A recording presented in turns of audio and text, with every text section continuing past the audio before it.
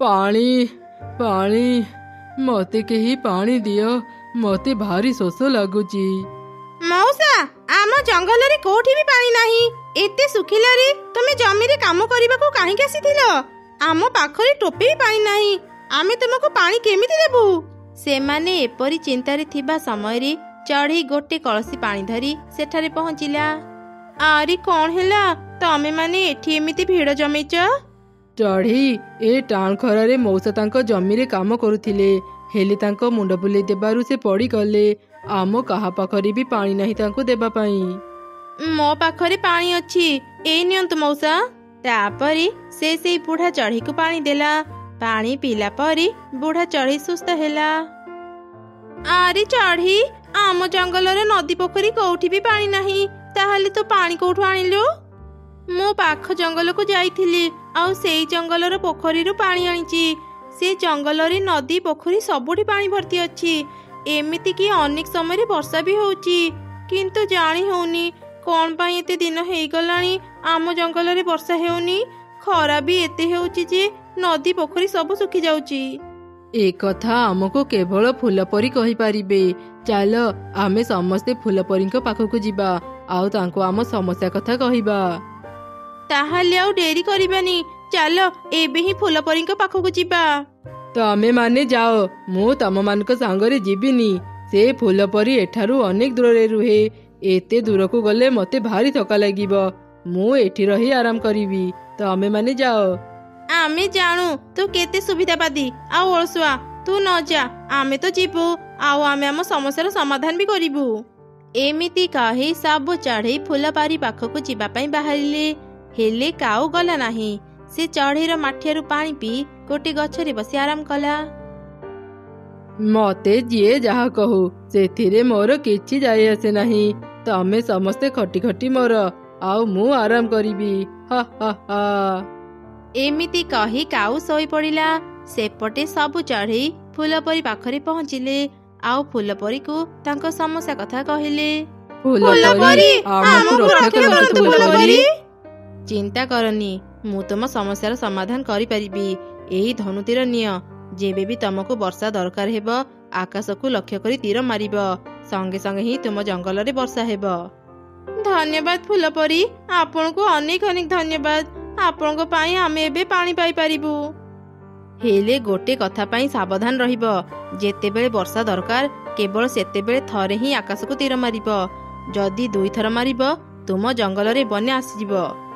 तापरी सब चढ़ी धनुतीर धरी निजे जंगल को फेरिले।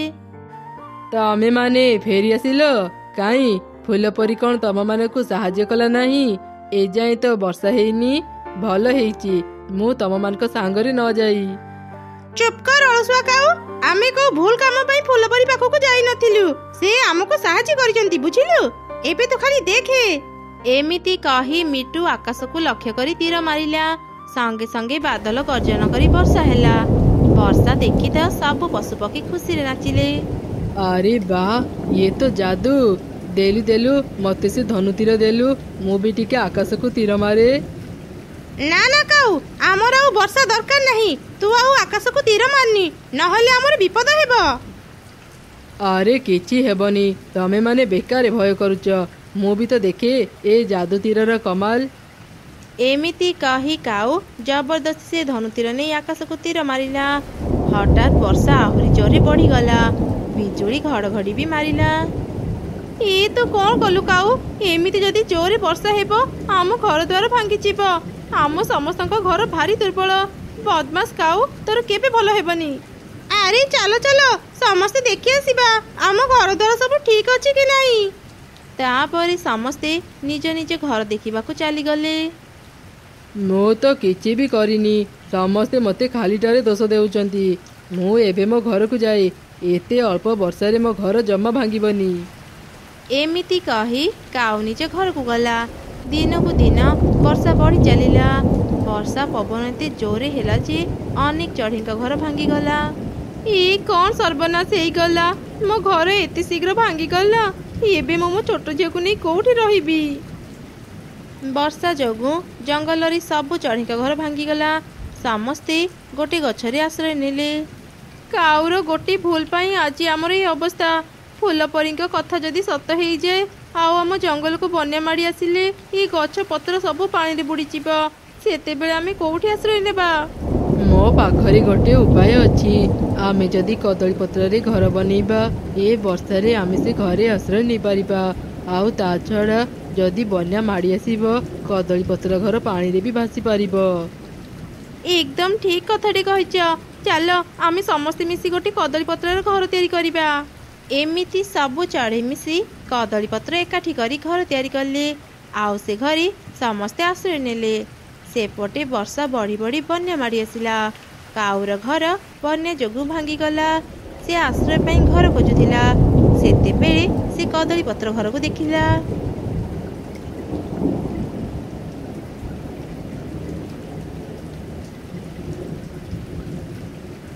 ଏ କ'ଣ, ପାଣିରେ ତ ଗୋଟେ କଦଳୀ ପତ୍ର ଘର ଭାସୁଛି। ଏ ଘରେ ଯିଏ ବି ରହୁଥାଉ, ଆଶ୍ରୟ ପାଇଁ ମୁଁ ତାକୁ ସାହାଯ୍ୟ ମାଗି ଦେଖେ। ଘରେ କିଏ ଅଛ? ମତେ ଟିକେ ସାହାଯ୍ୟ କର। ଏ କ'ଣ ଦୁଷ୍ଟ କାଉ, ତୁ ତୁ ଏଠାକୁ କାହିଁକି ଆସିଛୁ? ମୋ ଘର ବର୍ଷା ପାଣିରେ ଭାଙ୍ଗିଗଲା। ଦୟାକରି ମତେ ବି ଏ କଦଳୀ ପତ୍ର ଘରେ ଆଶ୍ରୟ ଦିଅ। ନା, ଆମେ ତତେ ଆଶ୍ରୟ ଦେଇପାରିବୁନି। ଆଜି ଆମ ସହ ଯାହା ବି ହେଉଛି ସେଥିପାଇଁ କେବଳ ତୁ ଦାୟୀ। ଏମିତି କହି ଚଢ଼େଇମାନେ ଘରର କବାଟ ବନ୍ଦ କରିଦେଲେ। ଜୋରରେ ପବନ ବହିବା ଯୋଗୁଁ କାଉ ପାଣିରେ ପଡ଼ିଗଲା। ସେ ଭାସି ଭାସି ଅନେକ ଦୂରକୁ ଚାଲିଗଲା। କିଛି ଦିନ ପରେ ବର୍ଷା ଛାଡ଼ିଗଲା। ସବୁ ଚଢ଼େଇ ପୁଣି ଥରେ ନିଜ ନିଜ ଘର ତିଆରି କଲେ।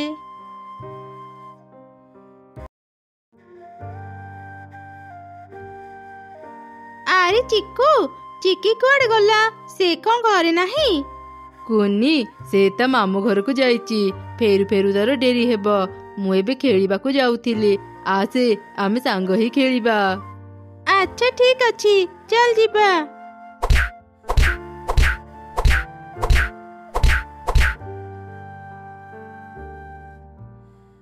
ଆରେ କୁନି, ଦେଖ ଦେଖ, ଗୋଟେ ପ୍ରଜାପତି ଏଠି ଉଡୁଛି। ଚାଲ ତାକୁ ଧରିବା। ନା ଚିକୁ, ତାକୁ ତୁ ଧରନି, ତାକୁ ଭାରି କଷ୍ଟ ହେବ। ଆରେ କିଛି ହେବନି, ତୁ ବେଶୀ ଡରନି। ତୁ ଖାଲି ଦେଖେ ମୁଁ କ'ଣ କରୁଛି। ଏମିତି କହି କାଉ ଛୁଆ ପ୍ରଜାପତି ଛୁଆ ଉପରକୁ ପଥର ଫିଙ୍ଗିଲା। ପ୍ରଜାପତି ଛୁଆଟି ତଳେ ପଡ଼ିଗଲା। ଏମିତି ଦେଖି କାଉ ଛୁଆ ତାକୁ ଧରି ତାର ଡେଣା ଛିଡ଼େଇ ଦେଲା। ତୁ କ'ଣ କଲୁ ଚିକୁ? ଏତେ ମନା କଲା ପରେ ବି ତୁ ସେ ପ୍ରଜାପତି ଛୁଆକୁ କଷ୍ଟ ଦେଲୁ। ତା ମା ଯାଦୁ ଯାଆନ୍ତି। ପ୍ରଜାପତି ଛୁଆର ମା ଯଦି ଜାଣିବେ ଆମେ ତାଙ୍କ ଛୁଆକୁ କଷ୍ଟ ଦେଇଛେ, ସେ ଆମକୁ ଜମା ବି ଛାଡ଼ିବେନି। ଏମିତି ଶୁଣି ତ କାଉ ଛୁଆ ଅନେକ ଡରିଗଲା। ଆଉ କୁନିକୁ ଏକା ସେଠି ଛାଡ଼ି ସେ ଘରକୁ ପଳେଇଲା। କାଉ ଛୁଆ ତାର ମାକୁ ସବୁ ଘଟଣା କହିଲା। ସବୁ ଶୁଣି କାଉର ମା କହିଲା, ତୁ କ'ଣ କଲୁ ରେ ଧନ? ପ୍ରଜାପତି ତାର ଛୁଆକୁ ଭାରି ଭଲ ପାଏ। ତା ମା ଯଦି ଜାଣିବ ତୁ ତା ଛୁଆକୁ କଷ୍ଟ ଦେଇଛୁ, ସେ ତତେ ଜମା ବି ଛାଡ଼ିବନି। ମା, ମୁଁ ଏତେ କଥା ଜାଣିନଥିଲି। ମୁଁ ତ ମଜା କରି ପ୍ରଜାପତି ଛୁଆ ଉପରକୁ ପଥର ଫିଙ୍ଗିଥିଲି। ଆରେ ବାବା, ତୁ ଜମା ବି ଘରୁ ବାହାରିବୁନି କି କାହାକୁ ବି ଏ କଥା କହିବୁନି। ମୁଁ ଦେଖୁଛି ମୁଁ କ'ଣ କରିବି। ମା କାଉ ଗଲା ପ୍ରଜାପତି ପାଖକୁ। ପ୍ରଜାପତିକୁ ଦେଖି ସେ କହିଲା, ଏଇ କ'ଣ ପ୍ରଜାପତି ରାଣୀ, ତୁମେ ଏଠି ନିଶ୍ଚିନ୍ତରେ ଅଛ? ସେପଟେ କୁନି ତମ ଝିଅକୁ ମାରି ମାରି ଅସୁସ୍ଥ କରିଦେଲାଣି। ତୁ କ'ଣ କହୁଛୁ? ମୋ ଝିଅକୁ କୁନି ମାରି ତାକୁ ଅସୁସ୍ଥ କରିଦେଇଛି? ମୁଁ ସେ କୁନିକୁ ଜମା ବି ଛାଡ଼ିବିନି। କୋଉଠି ଅଛି ମୋ ଝିଅ ଏବେ? ଆମ ଜଙ୍ଗଲରେ ଯୋଉ ବଡ଼ ପୋଖରୀ ଅଛି ସେଠି ତ ମୋ ଝିଅ ପଡ଼ିଛି, ଯାଅ ଦେଖିବ। ଏମିତି ଶୁଣି ମା ପ୍ରଜାପତି ଶୀଘ୍ର ସେ ଜାଗାକୁ ଗଲା। ହେଲେ ସେଠି ସେ ତା ଝିଅକୁ ପାଇଲାନି। ସେପଟେ କୁନି ପ୍ରଜାପତି ଛୁଆକୁ ଡାକ୍ତରଖାନା ନେଇଗଲା ଆଉ ତାର ଚିକିତ୍ସା କରେଇଲା। ପ୍ରଜାପତି ଛୁଆ, ତତେ ଏବେ କେମିତି ଲାଗୁଛି? ମତେ ଏବେ ସୁସ୍ଥ ଲାଗୁଛି। ମୋ ଡେଣା ବି ଭଲ ହେଇଗଲା। ମୁଁ ଘରକୁ ଯିବି କୁନି, ମତେ ମୋ ଘରକୁ ନେଇଯାଅ। ହଁ କୁନି, ମୁଁ ପ୍ରଜାପତିର ଡେଣାରେ ବ୍ୟାଣ୍ଡେଜ କରିଦେଇଛି। ତୁ ଚାହିଁଲେ ତାକୁ ଏବେ ଘରକୁ ନେଇପାରିବୁ। ଆପଣଙ୍କୁ ବହୁତ ବହୁତ ଧନ୍ୟବାଦ ଡକ୍ଟର ଅଙ୍କଲ। ଆସ ପ୍ରଜାପତି ଛୁଆ, ମୁଁ ତତେ ତ ଘରକୁ ନେଇଯିବି। ହେଲେ ମୁଁ ତ ଘର ଦେଖିନି। ତୁ ମତେ ତ ଘର ରାସ୍ତା କହିପାରିବୁ? ହଁ କୁନି, ମୁଁ ମୋ ଘର ରାସ୍ତା ଜାଣେ। ଚାଲ ଯିବା। କୁନି ପ୍ରଜାପତି ଛୁଆକୁ ଧରି ତା ଘରକୁ ଯାଉଥିଲା। ରାସ୍ତାରେ ମା ପ୍ରଜାପତି ସହ ସେମାନଙ୍କର ଦେଖା ହେଲା। ଆରେ ମା, ତୁ ଠିକ ଅଛୁ ତ? ତତେ କୁନି ମାରିଛି? ମତେ କହ, ମୁଁ ଏ କୁନିକୁ ଜମା ବି ଛାଡ଼ିବିନି। ମା, ମୁଁ ଏବେ ପୁରାପୁରି ସୁସ୍ଥ। ହେଲେ ତୁମକୁ କିଏ କହିଲା ମତେ କୁନି ମାରିଛି? ମତେ ତ ଚିକୁ ମାରିଛି, ଆଉ କୁନି ମତେ ଡାକ୍ତରଙ୍କ ପାଖକୁ ନେଇ ସୁସ୍ଥ କରିଛି। ଇଏ ତୁ କଣ କହୁଛୁ ରେ ମା? କୁନି ତୋର ଚିକିତ୍ସା କରି ତତେ ଭଲ କରିଛି, ଆଉ ମୁଁ କୁନିକୁ ଭୁଲ ବୁଝି ତାକୁ ମାରିବାକୁ ଚାହୁଁଥିଲି। ଯା ହଉ ମା, ତୁ ମତେ ସତ କଥା କହିଦେଲୁ, ନହେଲେ ମୁଁ ତ ସେ ଦୁଷ୍ଟ କାଉର କଥାକୁ ସତ ଭାବି କେତେ ବଡ ଭୁଲ କରିଦେଇଥାନ୍ତି। ମୁଁ ସେମାନଙ୍କୁ ଜମା ବି ଛାଡ଼ିବିନି, ସେମାନଙ୍କୁ ଉଚିତ ଶିକ୍ଷା ଦେବି। ତାପରେ ପ୍ରଜାପତି ମା ତା ଛୁଆକୁ ଧରି ଘରକୁ ଗଲା। କୁନି ବି ତା ଘରକୁ ଗଲା, ଆଉ ତାର ମାକୁ ସବୁ ଘଟଣା କହିଲା। ମୋ ସୁନା ଝିଅ ଏକଦମ ଠିକ କାମ କରିଛି। କାହାକୁ ବି ଅଯଥାରେ କଷ୍ଟ ଦେବା ଠିକ ନୁହଁ, ଆଉ ଯାହାକୁ ବି ବିପଦରେ ପଡ଼ିଥିବାର ଦେଖିବୁ ତାକୁ ସାହାଯ୍ୟ କରିବୁ। ପରଦିନ ସକାଳେ ମା ପ୍ରଜାପତି କାଉର ଘରକୁ ଗଲା। ଏ କଣ ପ୍ରଜାପତି, ତୁମେ ଏଠି? ତୁମେ କଣ କୁନିକୁ ଶାସ୍ତି ଦେଲ? ଦୁଷ୍ଟ କାଉ, ତୁ ମତେ ମିଛ କହିବାକୁ ସାହସ କଲୁ? ଭୁଲ ତୋ ପୁଅ କରିଛି, ଆଉ ତୁ ଦୋଷ କୁନିକୁ ଦଉଥିଲୁ। ମୁଁ ତୋ ପୁଅକୁ ଜମା ବି ଛାଡ଼ିବିନି, ମୁଁ ତାକୁ ଶାସ୍ତି ଦେବି। ଏମିତି କହି ମା ପ୍ରଜାପତି ତା ଯାଦୁ ଶକ୍ତିରେ କାଉ ଛୁଆକୁ ବି ଗୋଟେ ପ୍ରଜାପତି କରିଦେଲା। ପ୍ରଜାପତି, ତୁମେ କଣ କଲ? ମୋ ପୁଅକୁ ଏତେ ବଡ ଶାସ୍ତି ଦିଅନି, ମୁଁ ତା ବିନା କେମିତି ବଞ୍ଚିବି? ଦୟାକରି ତାକୁ ଭଲ କରିଦିଅ। ମୁଁ ତୁମକୁ କ୍ଷମା ମାଗୁଛି, ଆଉ କଥା ବି ଦେଉଛି, ମୁଁ ମୋ ପୁଅକୁ ଭଲ ଶିକ୍ଷା ଦେବି। ସେ ଆଉ କାହାର ବି କ୍ଷତି କରିବନି। ମୋ ଉପରେ ଦୟା କର ପ୍ରଜାପତି, ମୋ ପୁଅକୁ ଭଲ କରିଦିଅ। ମୁଁ ମୋ ଅଭିଶାପ ଫେରି ନେଇ ପାରିବିନି, କିନ୍ତୁ ହଁ, ତୁ ଯଦି ଭଲ କାମ କରିବୁ ତ ପୁଅ ଧୀରେ ଧୀରେ ସୁସ୍ଥ ହେଇଯିବ। ମା ପ୍ରଜାପତି ସେଠାରୁ ଚାଲିଗଲା। କିଛି ଦିନ ପରେ ଜଙ୍ଗଲରେ ପ୍ରବଳ ବର୍ଷା ହେଲା। ସେଇ ବର୍ଷାରେ ଚଢ଼େଇର ଘର ଭାଙ୍ଗିଗଲା। ମା, ମୋ ଡେଣା ପୁରାପୁରି ଏବେ ଭଲ ହେଇଗଲା। ଏଇ ଦେଖ, ମୁଁ ଉଡି ବି ପାରୁଛି। ମୋର ଆଜି କୁନି କଥା ଭାରି ମନେ ପଡୁଛି। ଚାଲ ନା ମା, ଆଜି ତା ଘରକୁ ଯିବା। ହଁ ରେ ମା, ମୁଁ ବି କୁନି ଘରକୁ ଯିବି। ସେଦିନ ମୁଁ ତା ସହ କଥା ହେଇପାରି ନଥିଲି। ସେମାନେ ମୋର ଏତେ ବଡ ଉପକାର କରିଛନ୍ତି, ମୁଁ ତାକୁ କିଛି ଉପହାର ଦେଇ ଧନ୍ୟବାଦ ଜଣେଇବି। ଚାଲ ମା, ଏବେ ଯିବା।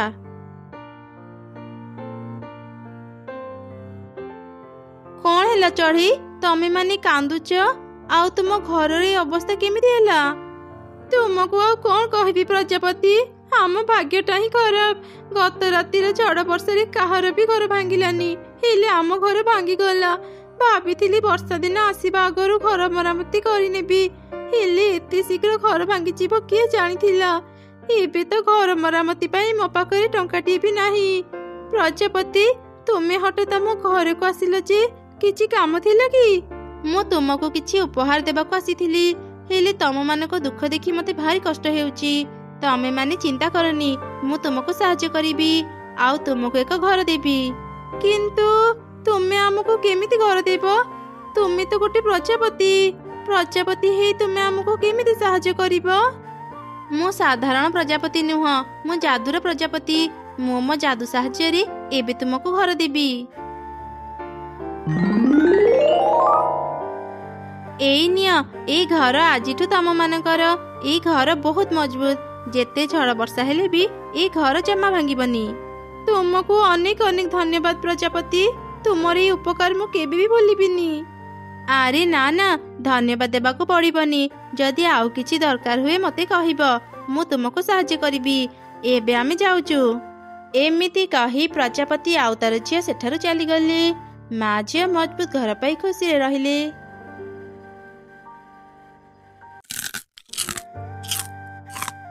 ମା, ତୁମେ ମତେ ସବୁଦିନ ଡାଲି ଭାତ କାହିଁକି ଦଉଛ? ମତେ ଏସବୁ ଖାଇବାକୁ ଆଉ ଭଲ ଲାଗୁନି। ଚିକିର ବାପା ମା ନା ତାକୁ କେତେ ଭଲ ଭଲ ଖାଇବା ଦିଅନ୍ତି ଜାଣିଛ? ମାଛ, ମାଂସ, ବିରିୟାନୀ, ପାଏସ, ଏମିତି ଆହୁରି ଅନେକ କିଛି। ମାରେ, ଚିକିର ବାପା ଜଙ୍ଗଲ ବାହାରେ ବ୍ୟବସାୟ କରି ଅନେକ ଟଙ୍କା ରୋଜଗାର କରନ୍ତି, ସେଥିପାଇଁ ସେମାନେ ପ୍ରତିଦିନ ଭଲ ଭଲ ଖାଇବା ଖାଆନ୍ତି।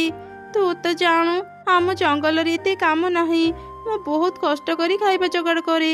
ସେମିତିରେ ତୋ ପାଇଁ ଭଲ ଭଲ ଖାଇବା କେମିତି ଯୋଗାଡ଼ କରିବି କହିଲୁ? ଏତେ କଷ୍ଟ କରି କଣ ଲାଭ ଯେତେବେଳେ ତୁମେ ଧନୀ ହେଇପାରୁନ? ମୁଁ ଏସବୁ ଆଉ ଖାଇପାରିବିନି। ମୁଁ ଏବେ ଚିକି ଘରକୁ ଯିବି ଆଉ ତାର ବାପା ମାଙ୍କୁ ବଢିଆ ବଢିଆ ଖାଇବା ମାଗିବି। ନାଇଁ ରେ ମା, ସେମାନଙ୍କ ପାଖକୁ ଯାନି। ଥରେ ମୋ କଥା ଶୁଣିଯା। ସେମାନେ କେବେ ବି ତତେ ତାଙ୍କ ଖାଇବା ଦେବେନି। ତତେ ଅପମାନ ଦେଇ ଘରୁ ବାହାର କରିଦେବେ। ଏ ଝିଅଟାକୁ ମୁଁ ଆଉ ବୁଝେଇ ପାରିବିନି। କଣ ଯେ ଏବେ କରିବି? କାଉ ଆଣ୍ଟି, ମତେ କିଛି ଭଲ ଭଲ ଖାଇବା ଦେବ। ମୋ ମା ମତେ ପ୍ରତିଦିନ ଖାଲି ଡାଲି ଭାତ ଦେଉଛନ୍ତି। ସେଥିପାଇଁ ମୁଁ ଆଜି କିଛି ବି ନ ଖାଇ ଚାଲି ଆସିଛି। ତ ବାପା ଯେମିତି ଆମକୁ ଲକ୍ଷ ଲକ୍ଷ ଟଙ୍କା ଦେଇଛି ତତେ ଭଲ ଭଲ ଖାଇବା ଖୁଆଇବା ପାଇଁ, ସେଥିପାଇଁ ମା ସହ ଝଗଡା କରି ଆମ ପାଖକୁ ଚାଲି ଆସିଛୁ। ଭଲ ଭଲ ଖାଇବା କଣ ଆକାଶରୁ ଖସୁଛି ଭାବୁଛୁ? ସେ ସବୁ ଖାଇବା ପାଇଁ କେତେ ପରିଶ୍ରମ କରିବାକୁ ପଡେ। ଏତେ ପରିଶ୍ରମ କରି ଆମେ ଟଙ୍କା ରୋଜଗାର କରୁଛୁ କଣ ତତେ ଖୁଆଇବା ପାଇଁ? ଆମକୁ ବିରକ୍ତ ନ କରି ଏଠୁ ଚାଲିଯା। ଆମେ ତତେ ଖାଇବା ଦେଇପାରିବୁନି। ଓହୋ, ଛୁଆଟା ଖାଇବାକୁ ମାଗିଲା ବୋଲି ତୁ ତାକୁ ଏତେ କଥା କହି ପକଉଛୁ? ମା କୁନି, ତୁ ଜମା ମନ ଦୁଃଖ କରନି। ତୁ ସେ ଚେୟାରରେ ବସ, ମୁଁ ତତେ ଖାଇବା ଦଉଛି। କଣ କହୁଛ ତୁମେ? ତୁମର କଣ ମୁଣ୍ଡ ଖରାପ ହେଇଯାଇଛି? ମୁଁ କିଛି ବି ଭୁଲ କହୁନି। ତୁ ଚୁପ୍ ହେଇ ଏବେ ଖା, ପରେ ମୁଁ ତତେ ସବୁ କଥା ବୁଝେଇବି। ତାପରେ ସମସ୍ତେ ଖାଇବା ଖାଇଲେ। ଖିଆ ସରିଲା ପରେ ଦୁଇ ଛୁଆ ବାହାରେ ଖେଳୁଥିଲେ। ସେତେବେଳେ ଏବେ ମତେ କୁହ, ତୁମେ ସେ କୁନିକୁ ଏତେ ଭଲ ଭଲ ଖାଇବା କଣ ପାଇଁ ଖୁଏଇଲ? ମୁଁ କେବେ ବି ଲାଭ ଛଡା କିଛି କାମ କରେନି। ଆମେ ଯୋଉ ବ୍ୟବସାୟ କରନ୍ତି, ଏବେ ବହୁତ କମ ଟଙ୍କା ଆମେ ରୋଜଗାର କରୁଛନ୍ତି। ସେଥିପାଇଁ ମୁଁ ଭାବିଛି ଏଥର ଛୋଟ ଛୁଆଙ୍କୁ ଦେଇ ସେ କାମ କରେଇବି। ହେଲେ କେମିତି? କାଉ ତା ଯୋଜନା କଥା ତା ସ୍ତ୍ରୀକୁ କହିଲା। ବାଃ, ତୁମେ ତ ଖୁବ ଭଲ କଥାଟେ ଭାବିଛ। ଆଉ ତାହେଲେ ଡେରି କରନି, ଚାଲ ଏବେ ହିଁ ସେ କାମରେ ଲାଗି ପଡିବା। ମା କୁନି, ମତେ କ୍ଷମା କରିଦେବୁ। ସେତେବେଳେ ମୋ ମନ ଭଲ ନଥିଲା ତ ସହ ଖରାପ ବ୍ୟବହାର କରିଦେଲି। ମୁଁ ଏବେ ପ୍ରତିଦିନ ତତେ ଭଲ ଭଲ ଖାଇବା ଖୁଏଇବି। ହେଲେ ମାରେ, ସେଥିପାଇଁ ତତେ ଗୋଟେ ଛୋଟ କାମ କରିବାକୁ ପଡିବ। ଆମେ ପ୍ରତିଦିନ ଯୋଉ ଜାଗାକୁ ଯିବୁ, ତୁ ବି ଆମ ସାଙ୍ଗରେ ଯିବୁ, ଠିକ ଅଛି? ଆଚ୍ଛା ଠିକ ଅଛି ଆଣ୍ଟି, ମୁଁ ଯିବି। କିନ୍ତୁ ମୁଁ ତୁମ ସାଙ୍ଗରେ କୋଉଠିକି ଯିବି? ଆମ ସାଙ୍ଗରେ ପାଖ ଜଙ୍ଗଲକୁ ଯିବୁ। ଆମେ ସେଠି କାମ କରିବୁ ଆଉ ତୁ ଗୋଟେ ଗଛ ମୂଳେ ବସିବୁ। କାମ ସରିଲେ ତୁ ଆମ ସାଙ୍ଗରେ ଘରକୁ ଫେରି ଆସିବୁ। ଆରେ କୁନି, ତୋର ଯଦି ଆଉ କିଏ ଗରିବ ସାଙ୍ଗ ଅଛନ୍ତି, ଯା ତାଙ୍କୁ ବି ନେଇ ଆସିବୁ। ତମ ସମସ୍ତଙ୍କୁ ଆମେ ଭଲ ଭଲ ଖାଇବା ଦେବୁ। ହଁ, ମୋର ଆଉ 2 ଜଣ ସାଙ୍ଗ ଅଛନ୍ତି। ତାଙ୍କୁ ବି ଭଲ ଭଲ ଖାଇବା ଖାଇବାକୁ ଇଚ୍ଛା ହୁଏ। ମୁଁ ଏବେ ଯାଉଛି, ସେମାନଙ୍କୁ ଡାକି ଆଣିବି। ଚାଲ ଚିକି, ଯିବା। ଆରେ ପିଙ୍କି, ମିକି, ତମେ ମାନେ ଏଇଠି ଖେଳୁଛ? ତମେ ମାନେ ମୋ ସାଙ୍ଗରେ ଆସ, ମୁଁ ତମ ମାନଙ୍କୁ ବଢିଆ ବଢିଆ ଖାଇବା ଖୁଏଇବି। କିନ୍ତୁ ଆମେ ତ ସାଙ୍ଗରେ କୋଉଠିକି ଯିବୁ? ତାପରେ କୁନି ତା ସାଙ୍ଗ ମାନଙ୍କୁ ସବୁ କଥା କହିଲା। ସବୁ ଶୁଣି ସେ ଆର 2 ଛୁଆ ବି ତା ସହ ଯିବାକୁ ରାଜି ହେଇଗଲେ। ସତରେ ଚିକି, ତୋ ବାପା ମା ବହୁତ ଭଲ। ସେମାନେ ଆମକୁ ବଢିଆ ବଢିଆ ଖାଇବା ଖୁଏଇବେ। ହଁ, ମୋ ବାପା ମା ବହୁତ ଭଲ। ଏବେ ଶୀଘ୍ର ଶୀଘ୍ର ମୋ ସାଙ୍ଗରେ ମୋ ଘରକୁ ଚାଲ, ନହେଲେ ମୋ ବାପା ମା କାମକୁ ପଳେଇବେ। ଆସିଗଲ ତମେ ମାନେ। କୁନି, ତୁ ତ ସାଙ୍ଗମାନଙ୍କୁ ସବୁ କଥା ବୁଝେଇକି କହିଛୁ ତ? ହଁ ଆଣ୍ଟି, ମୁଁ ସମସ୍ତଙ୍କୁ ସବୁ କଥା କହିଛି। ଭଲ କରିଛୁ। ଏବେ ତମେ 2 ଜଣ ବି ଶୀଘ୍ର ଶୀଘ୍ର ଖାଇବା ଖାଇନିଅ, ତାପରେ ଆମେ କାମକୁ ଯିବା।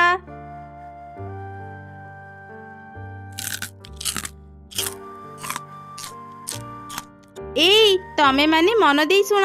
ଯଦି ରାସ୍ତାରେ ନିଜ ବାପା ମାଙ୍କ ସହ ଦେଖା ହେଇଯାଏ, ତମେ ମାନେ କହିବ ଯେ ତମେ ମାନେ ନିଜ ନୂଆ ସାଙ୍ଗ ଘରକୁ ବୁଲିବା ପାଇଁ ଯାଉଛ। ଆମ ସାଙ୍ଗରେ ଯାଉଛ ବୋଲି ଜମା କହିବନି, ନହେଲେ ତମ ବାପା ମା ତମ ମାନଙ୍କୁ ଛାଡିବେନି ଆଉ ତମେ ମାନେ ବଢିଆ ବଢିଆ ଖାଇବା ଖାଇପାରିବନି। ଏବେ ଆମ ପଛେ ପଛେ ଆସ। ଏମିତି 2 କାଉ ସବୁ ଛୁଆଙ୍କୁ ଧରି ପାଖ ଜଙ୍ଗଲକୁ ଗଲେ। ମା କୁନି, ଚିକି, ତମେ 2 ଜଣ ଏଇ କଳା ଚଷମା ପିନ୍ଧି ଆଉ କାନରେ ତୁଳା ଦେଇ ଗଛ ମୂଳେ ବସି ରୁହ। ଯେତେ କଷ୍ଟ ହେଲେ ବି ଜମା ଚଷମା ଖୋଲିବନି କି ପଦେ କଥା ବି କହିବନି। ଚୁପଚାପ ବସି ରହିବ। କେହି ତମ ପାଖକୁ ଆସିଲେ ବି ତା ସହ କଥା ହେବନି। ଆମେ ଏବେ ଆମ କାମ କରୁଛୁ। ଆମେ ନ ଆସିବା ଯାଏଁ ତମେ ମାନେ ଏଠୁ ଉଠି କୁଆଡେ ବି ଯିବନି, ନହେଲେ ତମ ମାନଙ୍କର ବିପଦ ହେବ, ବୁଝିଲ? ଠିକ ଅଛି ଆଣ୍ଟି, ଆମେ ବୁଝିଗଲୁ। କିନ୍ତୁ ତମେ ମାନେ କୋଉଠି କାମ କରିବାକୁ ଯିବ? ଏଇ ଯୋଉ ପାଖରେ ଜମି ଦେଖୁଛ, ଆମେ ସେଇଠି କାମ କରିବୁ। ପିଙ୍କି, ମିକି, ଚାଲ ତମେ ମାନେ ଆଉ ଗୋଟେ ଗଛ ତଳେ ବସିବ। गोटे गछ मूले दुईटा ही छुआ बसी पारिबे, ताठू अधिक नुह। आमे जेमिति कहूचु तमे माने सेमिति करिब, ठीक अछि?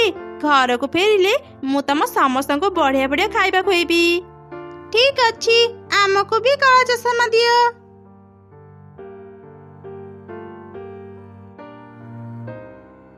शुण, एबे सबु छुआंक पाखरे 4टा थाली रखिदे। ए जंगल रे अनेक धनी चढ़ी अछंती। ए छुआ गुड़ा अंध आ कंधा जानिले चढ़े माने तांको अनेक टंका देबे। प्रतिदिन हमर भल टंका रोजगार हेबो। एई तो गोटे धनी चढ़े एटाको आसुची, चाल आमे लुचि जीबा।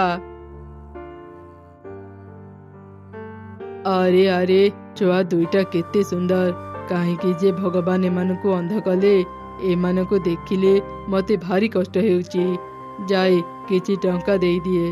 से दिन जे भी चढ़े छुआ मानकु देखुथिला तांको अंध भाबी टंका देई चली जाउथिला। संध्या हेबा परे अरे संध्या हेई गलानी, चाले बे सब छुआंक पाखकु जीबा आउ देखिबा सेमाने केते टंका पाइजंती। तापरे सब छुआंकु नै तांको घरे भी पहुंचाई देबा, नहले तांको बापा माँ छुआ मानकु खोजी खोजी आम घरे पहुंची जिबे।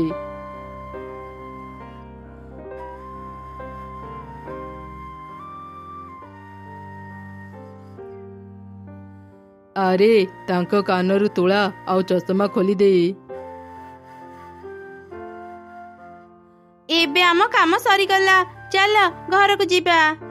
तापरी काऊ माने सब छुआंकु धरी निज जंगल को फेरिले। घर को फेरिला परी काऊ माने सब छुआंकु गोटे गोटे बिरयानी पैकेट देले। आज तमे माने घर को जाओ, घर जाइए बिरयानी खाओ। काली सकाळे पुणी आम घर को आसीबा, आमे तुमको बढ़िया बढ़िया खाइबा खुएबो। किंतु आंटी, काली तो आम स्कूल अच्छी, आमे जदि स्कूल बंद करिबो माँ हमको रागिबे। तमे माने गोटे काम कर, घरे स्कूल जाउचु कही एठाको चली आस। आम घरे बैग रखी आमे पाख जंगल को जीबा। स्कूल छुट्टी समय रे आमे जंगल को फेरी आसीबा। तापरे तमे माने निज निज घर को चली जीबा, ठीक अछि? अच्छा ठीक अछि आंटी, आमे बे सेमिति करिबु।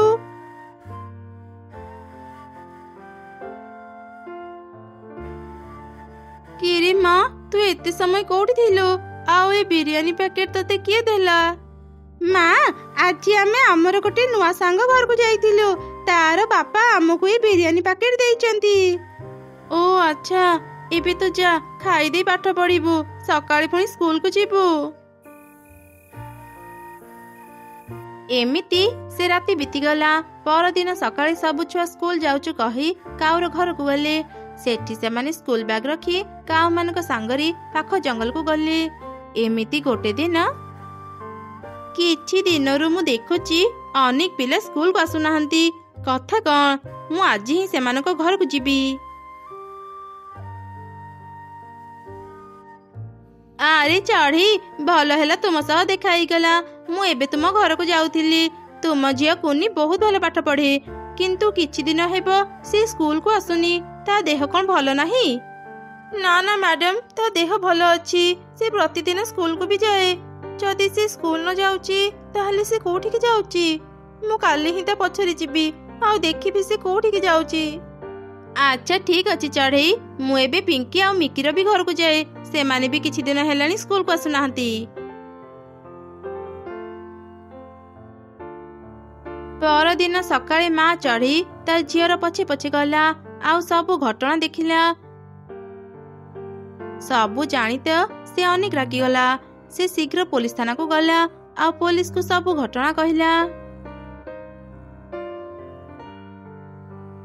अरे बा, आमे जेते बेला अंध साजी समस्त को भिक मागुथिले, समस्ते हमको केते अल्प टंका देउथिले। हेले जेबेठु ए छुआ माने अंध साजी भिक मागुचंती, समस्ते तांको ऊपर दया करी अनेक टंका देउचंती। एमिति जदि किछि दिन चलिबा आमे समस्तंकटु धनी हेइ जिबा।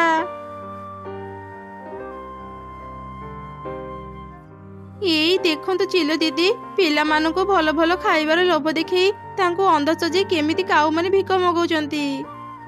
ए कला चषमा जे पिंधे ताकू किछि भी देखा जायनी।